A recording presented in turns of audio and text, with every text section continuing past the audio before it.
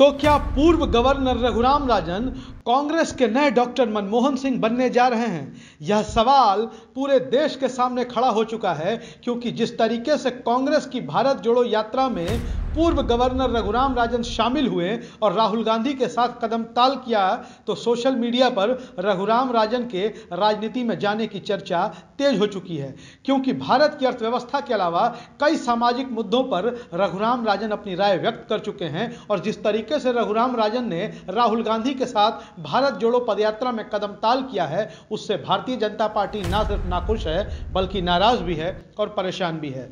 हम आपको बता दें कि रिजर्व बैंक ऑफ इंडिया के पूर्व गवर्नर और दुनिया के जाने माने अर्थशास्त्री रघुराम राजन इस वक्त सुर्खियों में हैं। रघुराम राजन ने राजस्थान में कांग्रेस की भारत जोड़ो यात्रा में हिस्सा लिया। वो राहुल गांधी के साथ कदम से कदम मिलाकर चल रहे थे। इसके साथ ही रघुराम राजन की राजनीतिक महत्वाकांक्षाओं के बारे में कयासों को हवा मिल गई है। राजनीतिक गलियारों और सोशल मीडिया पर यह कयास लगाया जा रहा है कि कहीं वो कांग्रेस ज्वाइन तो नहीं करने वाले हैं, क्योंकि एक इकोनॉमिस्ट के रूप में रघुराम राजन की भविष्यवाणियां हमेशा जहां लोगों को एक नए तरीके से सोचने पर मजबूर करती है, तो वहीं वो लगातार मोदी सरकार पर भी, उनकी आर्थिक नीतियों और आर्थिक फैसलों पर भी सवाल उठाते रहते हैं। भारत की राजनीति में एक तबके ने लंबे समय से उनके बारे में यह राय बना रखी है कि रघुराम राजन लेफ्ट पॉलिटिक्स के प्रबल समर्थक हैं। वो नरेंद्र मोदी सरकार की अर्थव्यवस्था को लेकर नीतियों की शुरू से आलोचना करते रहे हैं।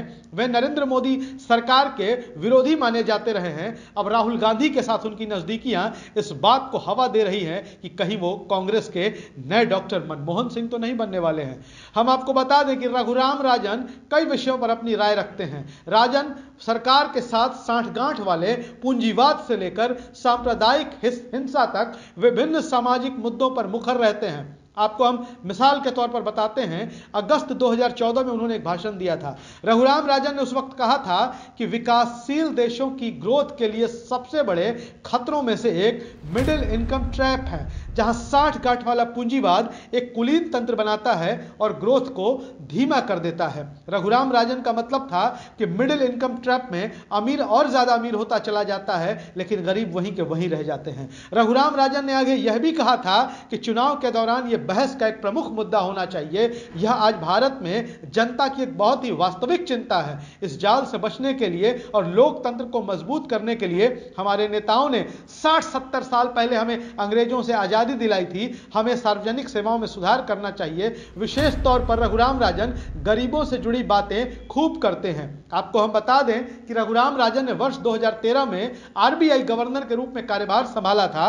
नरेंद्र मोदी की सरकार जब 2012 में सत्ता में आई तो 2016 में रघुराम राजन ने अपना पद छोड़ दिया था। उस समय रघुराम राजन और मोदी सरकार के बीच मतभेद होने की अटकलें लगाई गई थी।